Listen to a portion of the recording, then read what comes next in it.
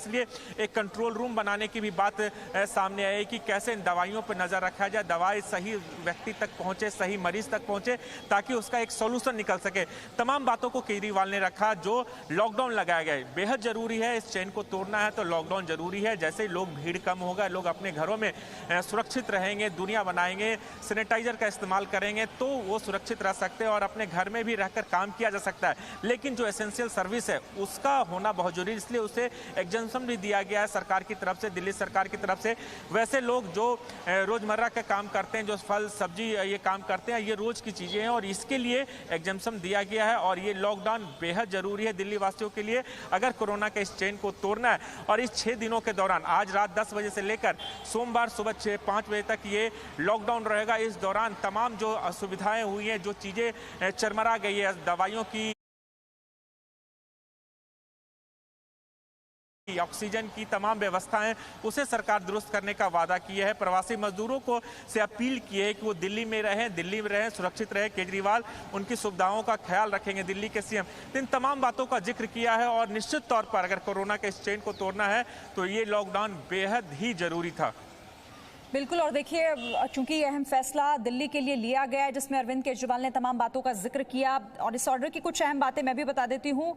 Covid The situation of COVID-19 in NCT of Delhi has again been reviewed and it has been observed that there has been a very sharp increase in COVID-19 cases along with very high positivity rate over the last few days, and therefore it is felt that in order to contain the fast spread of virus, curfew needs to be imposed in the territory of NCT of Delhi except for essential activities.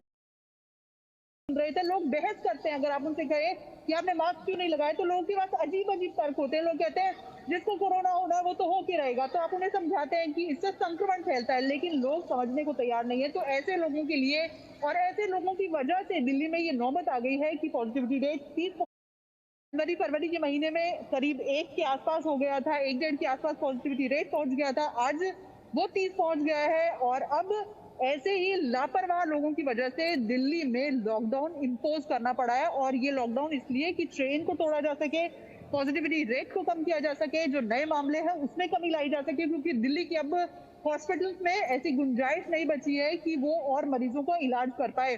जो doctors हैं वो भी लगातार ये बताते हैं कि वो ओवर स्ट्रेस्ड हैं, उनके पास इतने मरीज हैं कि उनके लिए देखभाल करना मुश्किल हो गया है। आप किसी भी अस्पताल के बाहर जाइए, आपको लंबी कतार मरीजों की नजर आएगी, उनके रिश्तेदारों की नजर आएगी। लोग गाड़ियों में बैठे हैं, अपना ऑक्सीजन सिलेंडर लेकर बैठे हैं, लोगों को बेड्स नहीं मिल रहे हैं, वेंटिलेटर बेड के लिए लोग दिल्ली से सोचने की जरूरत है। अगर पाबंदियां हैं तो उसका पालन करना बेहद जरूरी है।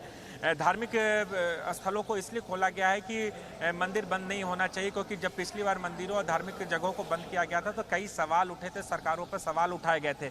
लेकिन वहां पर अगर आप भीड़ लगा के दर्शन करने के लिए जाते हैं तो निश्चित तौर पर जो संक्रमण है वो फैलेगा। इसी वजह है कि इस गाइडलाइन में इस बात का जिक्र किया गया है कि धार्मिक स्थल खुले रहेंगे, लेकिन वहां पर आप दर्शन के लिए नहीं जा सकते, इबादत के लिए नहीं जा सकते। एक सबसे महत्वपूर्ण बात है।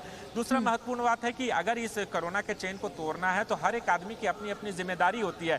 जब लगातार ये बताया जा रहा है तमाम खबर के हिसाब से, खबरों के लिहाज से या तमाम सरकार के गाइडलाइंस के हिसाब से, अगर आपको इस नियम का फॉलो करना होगा कि आपको मास्क लगाना होगा, बिना मास्क के आप चलते हैं तो निश्चित तौर पर परेशानी आप अपने लिए नहीं, अपने परिवार के लिए, अपने दोस्तों के लिए, अपने सहयोगियों के लिए कर रहे हैं। तो इस बात का ध्यान रखना होगा, इसलिए इस लॉकडाउन लगाने की जरूरत आन पड़ी। क्योंकि अगर लोग इस बात को समझते, जब ये पॉजिटिविटी रेट बढ़ने की भयावह है, विकराल हो चुकी है और यही वजह